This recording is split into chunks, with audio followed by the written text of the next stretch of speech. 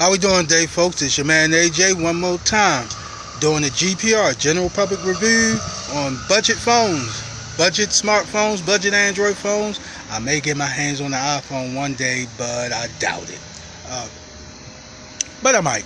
Uh, Today, I want to do honestly what has already been done hundreds of times, hundreds and hundreds of times. My man Jay Will did it, Kevin Breeze already did it, Tech King did it. Everyone has already done it. The only reason I'm doing it, honestly, because like I said when I started these videos, I want to do it from what I would call a general public's point of view. That person living paycheck to paycheck, that's doing a little struggling, got their families and everything with them, and can't really afford too much, but at the same time, they want to be able to keep up. Oh, the lighting is terrible. The sunlight shines in the light on this device, which I actually will do a public review on this device that I'm filming on a little bit later. But right now, I'm going to do what I call the monster budget phone. And the reason I call it the monster budget phone is honestly, it is a beast. It is a pure beast. It is top notch, next to flagship, close competition with mid-tier. In fact, I would say it is mid-tier, but the price puts it at budget. And the deals you get puts it at budget. Quite simply, without further ado, the Samsung Galaxy A20. Yes, the Samsung Galaxy A20. Now, unfortunately, this is not the unlocked version. I'm not living an unlocked life with this one, but my service, which is with this one, is Metro by T-Mobile, Metro PCS for those who don't get it. Anyway, it's about the phone. This phone is a beast. It is a pure beast. There's not really too much you can do or too much else you can say about this phone without getting a flagship phone. It is purely a beast. Now, earlier I did a review on the Blue Studio Mega, the 2018 version. Excuse me for a second, please. All right, and I'm back. As I said earlier, I did a review on the Blue 2018 Studio Mega, and quite honestly, when I was saying how bright and sharp the Studio Mega screen was, I honestly wasn't kidding. This is a comparison. As you can see, the A20 is still a beast over the Studio Mega, but you see that screen is nice, bright. It's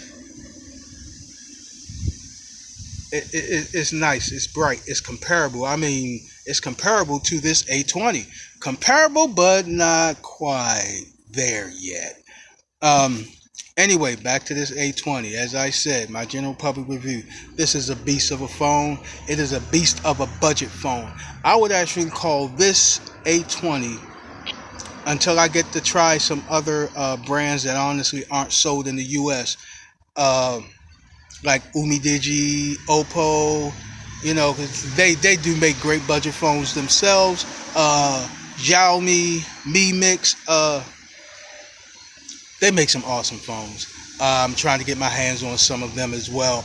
But for the meantime, for all you US users who are familiar with all those names I just said, and you're only familiar with, LG, HTC, Samsung, Apple, ZTE. This is the budget king. I am not gonna lie. This is the budget king. There are some that come close, but this is actually the budget king. You got 6.4 inches. You got 32 gigs of RAM. It can take up to a 512 gig SD card. You got the Android 9 Pie running on top of the Samsung One UI skin, which is my favorite. It is my favorite, my absolute favorite Android skin.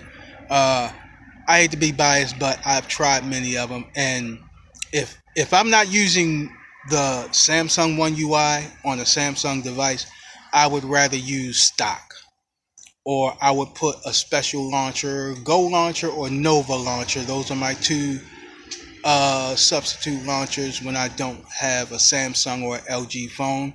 I like those phones because Samsung and LG, they have their own skins, their own market, their own overlay system over the Android. Other than that, I've said it before, I'll say it again. This is really, to me, in my opinion, the Samsung Galaxy A20 is a beast of a budget phone. To me, it is king of the budget phones. And with the deals and promotions going on with it right now, you can get it practically free anywhere. If you're a new customer, now those who want to upgrade, they gotta kick out that cheddar a little bit, pay up a little bit. But for the most part, this is why it's called the King, because it has near flag like features and it's a budget device under $200. You can't really beat that. The only way you can beat that is honestly if you don't want those kind of specs. And I don't know too many people who wouldn't want that without paying that five, six, $700 price that it would cost to get a mid-tier device when you can pay less than 200 and get something like this. I hope I help you make a good decision. I said it before, I'll say it again. The Samsung Galaxy A20 is a beast of a budget phone. It is the king of the budget phones. There's not a budget phone that's gonna beat it. Well, maybe one. That one I'll do a review on in a little bit. Thanks for watching. See you next time.